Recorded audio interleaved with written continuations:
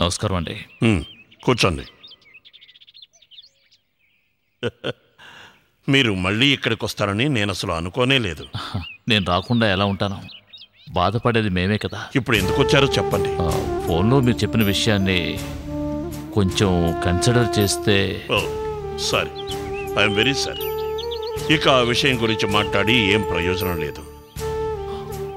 Mister Rajendra, మొదట్లోనే ఈ విషయాన్ని నేను మీతో చెబుదాం అనుకున్నాను, కానీ మీ అబ్బాయే చెప్పొద్దు అని ఆపాడు.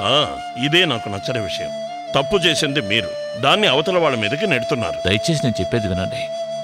రాజు దగ్గర నేనే విషయాన్ని దాచలేదు.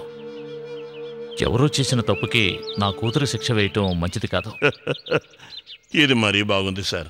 మీ భార్యని ఎవరో అని అంటున్నారు. 3 ముళ్ళ బంధాన్ని చాలా తేలిగ్గా తీసుకుంటున్నారు. తప్పు చేసి వెళ్ళిపోయిన తన మొహం చూడకుండా, అమ్మాని పిలవకుండా నా కూతురు ఎంతో కట్టుబాట్లతో పెంచాను. మీరు కట్టుబాట్లతోనే పెంచుండొచ్చు, అలాగని మీ భార్య కడుపున మీ అమ్మాయి పుట్టలేదు అని అనగలవా? మిస్టర్ రాజేంద్ర,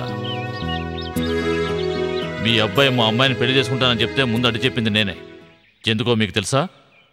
మీ గత జీవితం గురించి నాకు తెలుసు కాబట్టి. పదవిని డబ్బుని కాపాడుకోవడం కోసం మీరు చేసిన హీనమైన పనులు మొత్తం నాకు తెలుసు.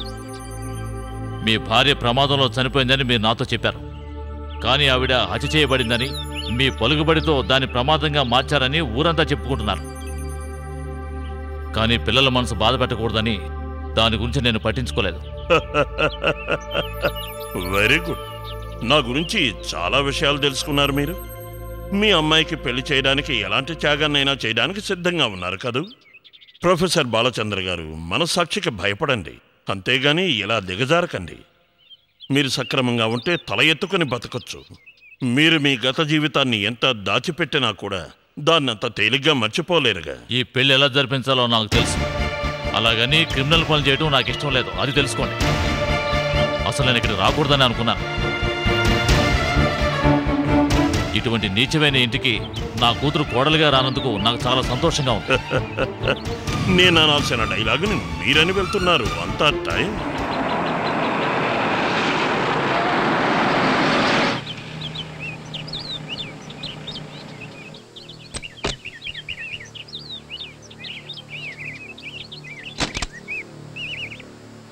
రాణి వచ్చిందా? లోపల ఉన్నారండి.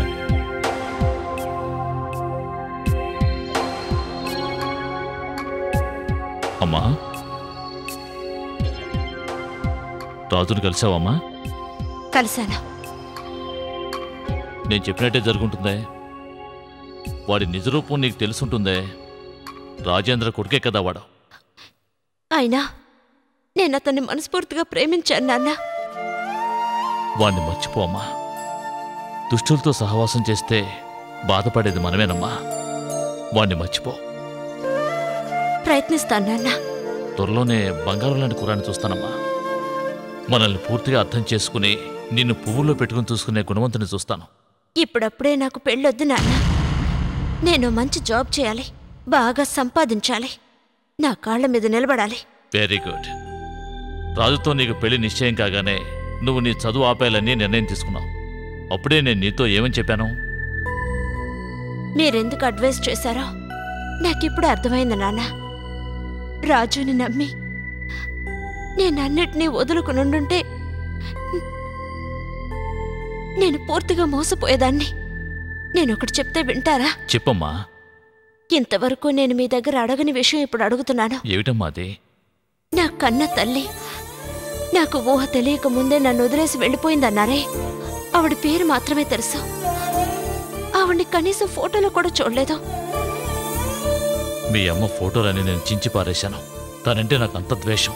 ఇంకా మీ కోపం తగ్గలేదా? ఇప్పుడు ఆ కోపం లేదమ్మా. అయితే మీరు నాకు సహాయం చేయాలి. ఆవిడ అడ్రస్ నాకు ఇవ్వండి. ఆవిడ అడ్రస్సా? అవును. ఒక కన్న తల్లిగా ఆవిడ నాకు ఏమీ చేయనప్పుడు నేను ఆవిడ్ని ఎలా తల్లిగా అంగీకరించను? అయితే తన అడ్రస్ నీకెందుకమ్మా? ఒక ముఖ్యమైన విషయం ఉంది, అందుకే అడుగుతున్నాను. మీకు ఆవిడంటే ఇష్టం లేదని నాకు తెలుసు, అందుకే నేనెప్పుడు ఆవిడ గురించి ఒక్క విషయం కూడా అడగలేదు. కానీ ఇప్పుడు నేను ఆవిడ్ని చూడాలి నాన్న. నాకెటువంటి అభ్యంతరం లేదమ్మా. నువ్వు తన కూతురివి, తను నీ కన్న తల్లి. ఆ బంధాన్ని ముడివేయడం కోసం నేను అక్కడికి వెళ్ళడం లేదు. ఒక తల్లిగా ఆవిడ చేసిన తప్పు వల్ల నా జీవితం ఎలా నాశనం అయిపోయిందో తెలియజేయడం కోసమే వెళ్తున్నా నాన్న. అమ్మ రాణి, మీరేం దిగులు పడకండి. నేను ఆవిడతో ఒక విషయం అడగాలి. ఆ విషయం అడిగితే చాలు నాకు మనశ్శాంతిగా ఉంటుంది. నాకు తన అడ్రస్ తెలీదమ్మా, కానీ ఊరు తెలుసు. ఆవిడ భర్త పేరు చెప్తే ఎవరైనా చెప్తారు. ఆ జయదేవ్ ఎంతో పాపులర్ సింగర్. ఆ దుర్మార్గుడి గురించి మాట్లాడితేనే నాకు ఒళ్ళు మండుతోంది.